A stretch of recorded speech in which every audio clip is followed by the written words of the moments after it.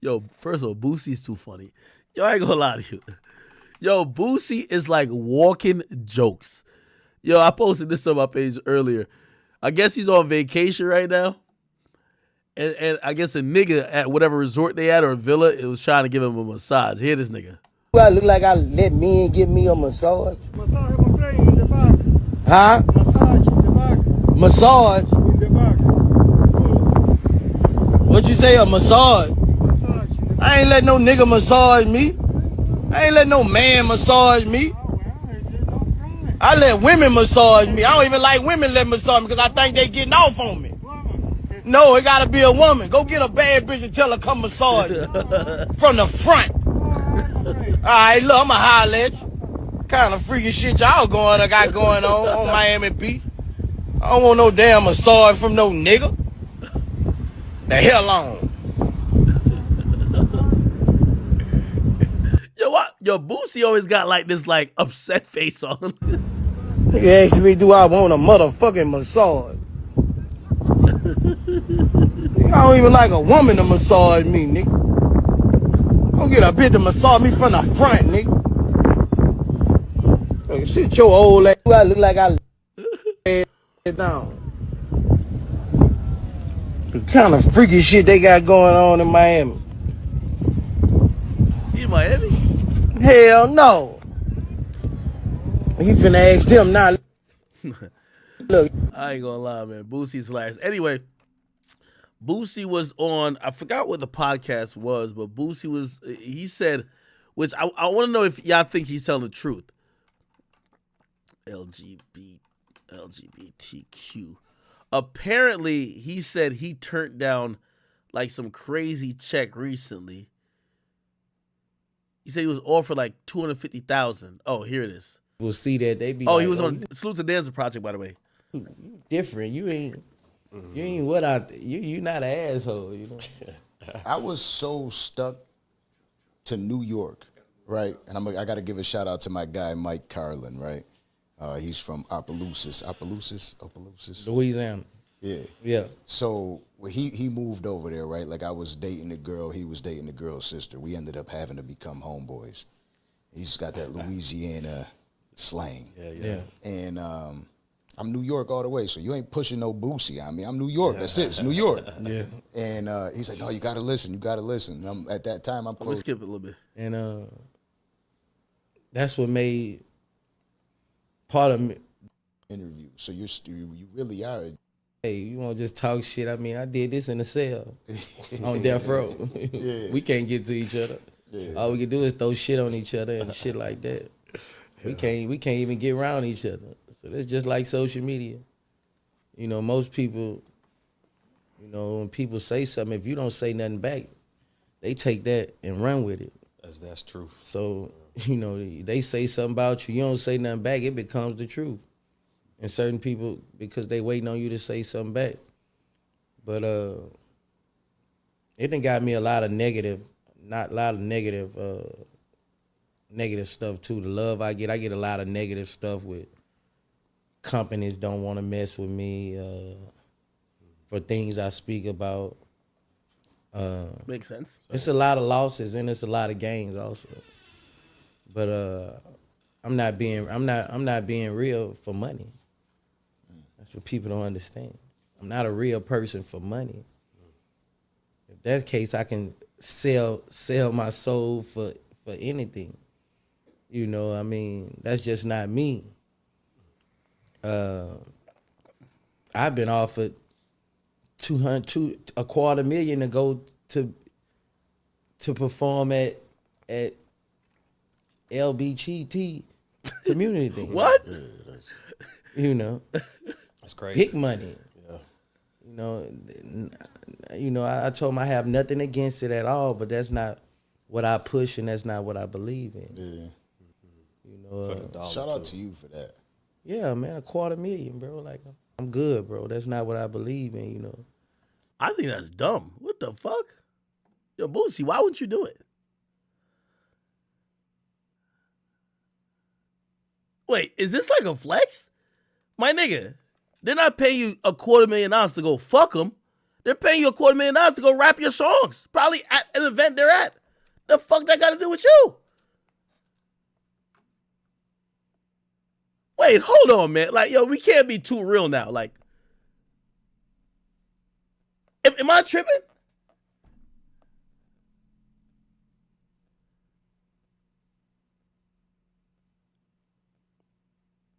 Somebody said, and his daughter is actually gay. Well, forget that, brother. Listen, it's not like you're a sex worker that you got to go do lap dances and shit. And you're like, oh, no, I only do lap dances for females, so I ain't going to go to no event where it's a gay event.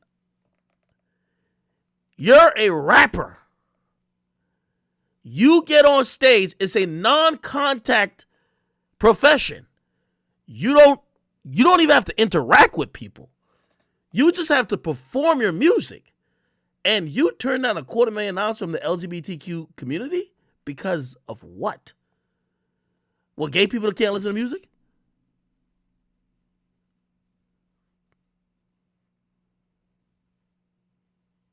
Hey, let me tell you this. Back in the day, and as I said, I've always said, this is why when, like the little Saucy Santana and all them little gay people be trying to like, sometimes they try to draw me out of character. Even when this whole thing, when they were like, oh, act with a tranny, like, I'm Jamaican, so we're prideful people, and when you're born there, a lot of times when people even play with you about that, in response to it, sometimes bigotry comes out and hatefulness. And I always have to catch myself no matter what it is. Like, even when I like Saucy Santana called me a derogative gay slur. What? Bro, I almost lost it, and I had to really, that's self-control for me. Because growing up where I grew up at, I always tell people, this is just where I grew up at. Like, I've had a lot. I mean, Lord Jesus, like, I've had a lot of learning in knowing that when in Rome, you got to do what the Romans do, or you got to at least understand where you're at and tolerate, unless you just got to leave. The age and era and where I grew up at in the countryside of South Jamaica, I grew up in Clarendon, the two worst things to be, even worse than a murder, and I'm telling you, this is how I grew up, is to be gay and a bowcat. A bowcat is someone who, they eat pussy. That's why I say don't eat pussy. Those are the two worst things to be. I promise you. A killer is given, you just killed, okay. All right, you still go to jail and shit, but is respected more. Those are the two worst things to be in society. Now, obviously, times have changed a bit, clearly. And I will say, I think a lot of musicians kind of ease through a lot of the, some of the oral sex shit into, Jamaican culture. But still, kind of vehemently, the gay stuff is, there's a lot of hatred there. You know what I mean? In a small town that I grew up in, I remember there was one gay person in the entire community. Well, there's probably more, but there was only one person that we knew that was kind of openly gay. And I remember one time they almost killed the nigga because there was I think he had just talked to a kid. He had talked to a kid on the way to church. He had just talked to him. And I remember when the kid went to church, they ended church early. And they went on some pitchfork, not really with a pitchfork. They all went to the nigga's house and beat that nigga's ass because it was so inappropriate that you're outside the society if you're gay. At least we're in Clarendon where I grew up at. If you're gay, you're outside the community. You're outside society. You're an ostracized person with a scarlet letter, nobody fucks with you. You're not even supposed to socialize with the rest of people. So him socializing with a kid, they thought, oh, what the fuck? And again, I am Jamaican, but we are ignorant people too. And coming over here, I came middle school and I started seeing a whole lot of different shit. And I had to learn quickly, you got to figure out how you're going to deal with this because this is how people live here. This is open and this is accepted. And I think once I got to college and high school, I was kind of like, you know what, whatever. Like, let me just kind of separate myself from it. It took me till I got to college to be able. And by the way, I'm getting somewhere with the story. By the way, it took me till college for me to be able to have conversations with people that was in the LGBT community. I promise you, I would never. I remember I was running for hall president. And I remember the hall director had called me in because I was like one of them guys who's like, I was starting DJs. So I'm like, I'm getting my little social skills on, whatever. And he says, yo, I see you campaigning because you would go from room to room and campaign. I wanted to be like the president of the dorm. And they say, yo, you've been talking to everybody. You've been campaigning, like whatever. And I said, yeah, I'm excited for this thing. And they said, the only thing they said, you didn't go to, was like maybe 5 to 6 people. They said, you skipped all the gay people. What happened with that? And like I was trying to explain to him, like, yo, bro, I ain't even into no type of gay shit like that. But I remember the dude even was trying to tell me, like, bro, you gotta, like, even though it's not like a real position, but it's like, yo, you gotta represent everybody, not just like the people you wanna, whatever. Anyway, by the time I graduated, long story short, college was a great place for me. Number one, I always said I became a man in college. But it ingratiated me with what the real world was. And by the time I graduated, I was, I didn't even, most of the things I grew up on and most of those traditions and how even thinking about the LGBT community used to like kind of garner hatred, like from me, that went away. I was having conversations like shit. I remember, I think I've told you before, I'm like, there was a gay dude who worked at my, like in the computer lab with me. Like, nigga, I remember during my last year, all I would do, because I stopped working, I was like a supervisor. So I would be the nigga that show up. The nigga that show up to your job and only talk and crack jokes, then leave? That was me. So every day I'm in there, I'm only talking about sex. I'm asking who's getting fucked. I'm telling them about bitches. I'm whatever. And there was this one gay guy in there. And I remember, like, also I was comfortable too. I remember, like, he was always ostracized out of conversation. And I remember I was like, yo, bro, I'm like, you can share your stories too. And this might mean nothing to you, but it meant a lot for me because that showed how tolerant and how accepting of how different people are it was for me. Okay, this is the end part of the story. I'm a DJ now, and I'm doing these parties all over campus, and the LGBT org, I do parties for every org. Like, I do these events, they all hire me. And then the LGBT org hits me up. And they said, would you do our event? They had an event at Rutgers University called Queer Ball. And the first thing I thought about was like, yeah, well, I don't, like, really at that point, I don't really got nothing against gay people. Like I'm kind of whatever, but it's like, the fuck, I'm gonna DJ a gay party? And I remember the first thing that came to mind, I'm like, yo, there's probably gonna be a video of this somewhere. And I could imagine, like, I was still thinking about tradition. I'm like, there's gonna be somebody I grew up with in Jamaica, like, yo, this what this funny ass motherfucker went to do? He went over to the United States to go DJ gay ass party. So anyway, I remember like even thinking about that, which by the way was so immature. But I'm there and I'm like, yo, fuck. Because they sent me a nice little thing. They're like, yo, do you wanna or could you DJ it? And I kind of didn't want to do it, but I didn't want to tell them, no, I'm not doing it because you're gay.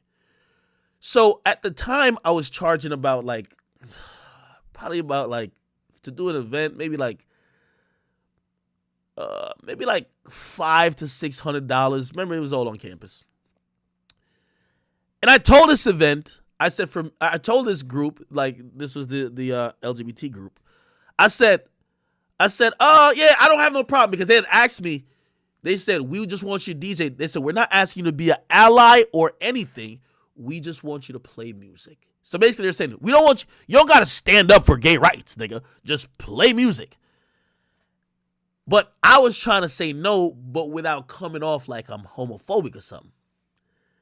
Because really, I'm thinking about perception of me.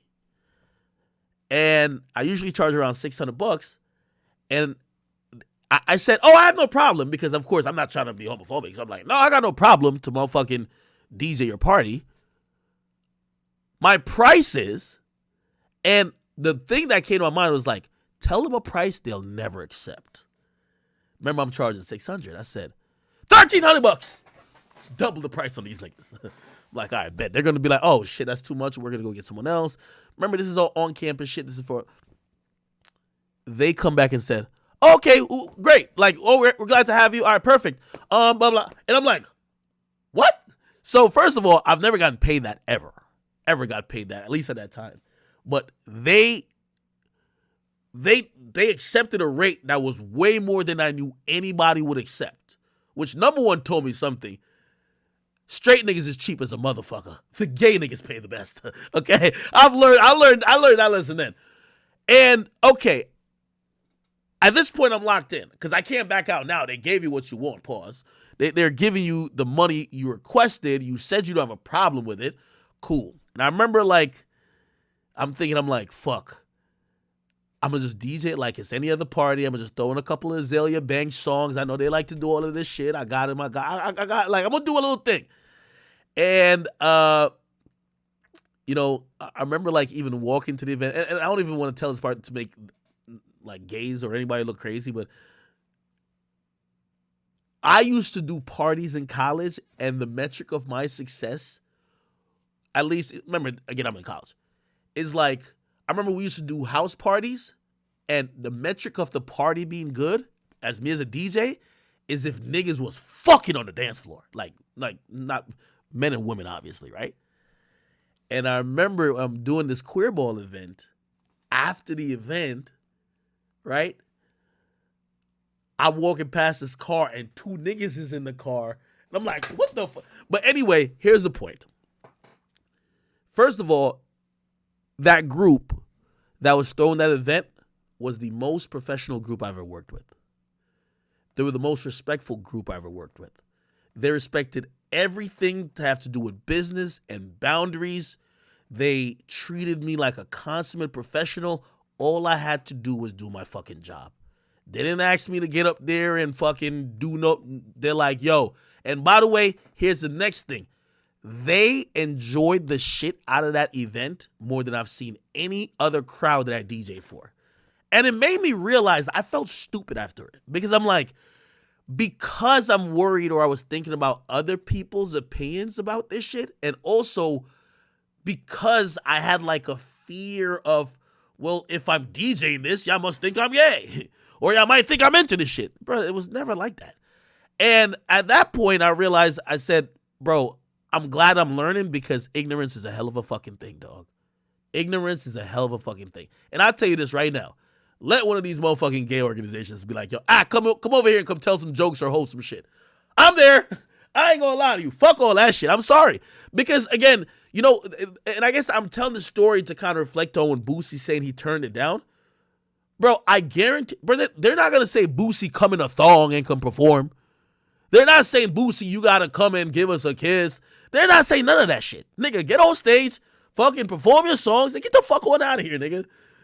They're gonna do what they're gonna do. So again, you know, I learned a lot, and that's why I said college was so it was so worth it for me. You know, I already told you that story. I left with 100,000 in debt, but it was worth it because it made me a man. Like, I learned so many lessons. I overcame fears. I fucking did a lot of things that, you know, in any other setting I probably wouldn't have done. So, you know, I just think that's stupid for Boosie. Again, me working, and by the way, later on, I worked with subsequent, you know, other organizations that were gay rights or like, you know, this is called LGBTQ rights organization for whatever. And if it was a DJ event, I'm telling y'all, again, I don't know if this is all gay people. I don't know if this is all gay people because in those type of events and those type of organizations, you never had no fucking Saucy Santana like ratchet motherfucker in there. It was always really respectful people. You get what I mean? And again, anytime I work with them, they always compensated the most. They were the most professional. They were the most appreciative. And truth be told, I felt like a piece of shit even doubting or even trying to wiggle out of something where my job is to DJ. It don't matter if it's a bunch of dogs in the fucking crowd. Play the music, collect your money, get the fuck on out of there. That's it. I'm not supposed to be making political statements or DJing. The fuck? So anyway, Boosie, I think you fucked up, nigga. Because I'm wondering how much you think Boosie gets paid now per show. If he turned down $250,000, how much you think Boosie's getting paid right now per show? Oh, somebody says, yo, nah, bruh. All that backlash Boosie gets from speaking on gays and then they want him to come host a show, that's a setup. No, it's not, bruh. I'm going to be honest with you. It probably was to show tolerance, bro. I'm going to be honest with you. Now, granted, I'm pretty sure he could have been clear with them like, wait, you only want me to perform, right? You're not going to do no other weird shit. I don't got to come on stage and do nothing. I don't got to apologize for shit. All right, cool. Let me see if he adds to it. I feel like a lot of people get that misunderstood, right? Like because you don't. Yeah, you don't a look at lot life of people that way, get you that don't- understood, but they act like I hate them. Oh man, my assistant is gay. This man deals with millions of dollars for me.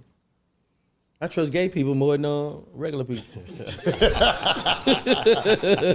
you on to something. Real talk, like you know, a lot of them be genuine. But shout out to your assistant though. Yeah, for sure. Yeah, so man, it's On point. it's just probably because I'm so when that stuff came out with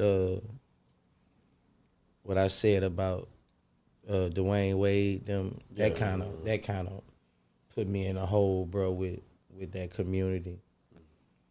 When I was saying don't do that shit. I should have said it in a better way or something like that. Because I think Boosie learns a little bit. I think Boosie's learning. And by the way, here's the thing. You know, we're not getting woke here where you got to change your ideals about what your preference is or what you think is natural or what you think should be, you know, accepted and what shouldn't, right?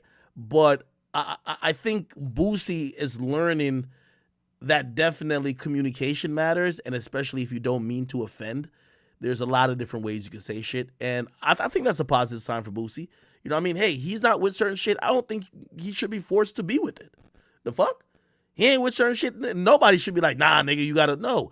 But, you know, I think there's a way that we all could fucking coexist, and whether somebody's gay, bi, trans, like non-bi, whatever the fuck that is going on now, or even straight, like, nigga, the world is big enough for all of us to survive. You get what I mean?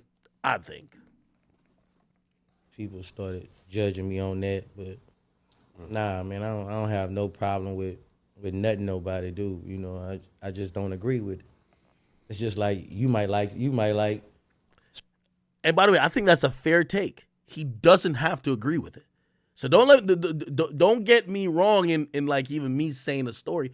He don't got to agree with it. I do believe that, hey, listen, you don't have to be weaponizing or be threatening or intimidating or harassing in your disagreement, because their life ain't got nothing to do with what you got going on.